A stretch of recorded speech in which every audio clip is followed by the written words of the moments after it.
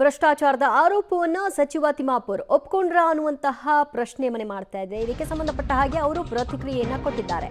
ಸರ್ಕಾರದಲ್ಲಿ ಭ್ರಷ್ಟಾಚಾರ ಒಪ್ಪಿಕೊಂಡ್ರ ಹಾಗಾದ್ರೆ ಸಚಿವ ತಿಮ್ಮಾಪುರ್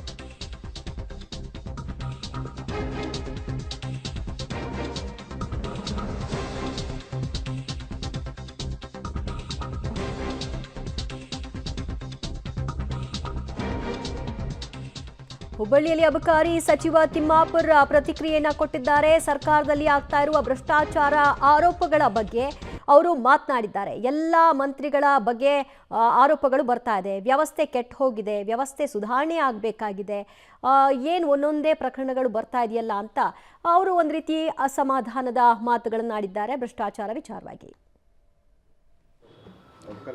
ಹೊಸ ಹೊಸ ವಿಚಾರಗಳನ್ನು ತರಬೇಕು. ಯಾಕಂದರೆ ಈ ಭ್ರಷ್ಟಾಚಾರ ಮತ್ತೊಂದು ಇವನು ಎಲ್ಲ ಮಂತ್ರಿಗಳು ನೋಡಿ ನೋಡಿ ನೋಡಿ ನನಗೂ ಏನಪ್ಪ ಇದು ಅನಿಸೈತೆ. ಅದಕ್ಕೆ ಏನೇನು ಸಾಧ್ಯ ಇತ್ತು ಅದನ್ನು ಕೆಲವು ಬದಲಾವಣೆ ತಂದು ಬಿಡೋಣ. ಭ್ರಷ್ಟಾಚಾರ ಐತೆ ಅಂತೀರಿ ಸರ್? ಹಂಗಿದ್ರೆ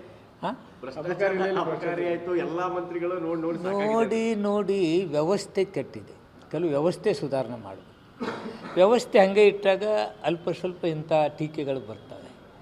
ಆ ವ್ಯವಸ್ಥೆ ಸರಿ ಮಾಡ್ತಕ್ಕಂಥ ಕೆಲಸಕ್ಕೆ ನಾನು ಕೈ ಹಾಕಿದ್ದೀನಿ, ಮಾಡ್ತೇನೆ. ನಿಮ್ಮ ಇಲಾಖೆಯಲ್ಲಿ ಕೆಲ ಅಧಿಕಾರಿಗಳು CL7 ಬಾರಿಗೆ ಕೊಡಲಿಕ್ಕೆ ಲಂಚ ತಗೊಂಡು ಪ್ರಕರಣ ಸಂಬಂಧ ಹೇಳಿದ್ಮೇಲೆ ಇಬ್ಬರನ್ನ ಸಸ್ಪೆಂಡ್ ಮಾಡಿದ್ದೀವಿ. ವಿದಿನ್ 24 hours ಅಧಿಕಾರಿಗಳು ಸಸ್ಪೆಂಡ್.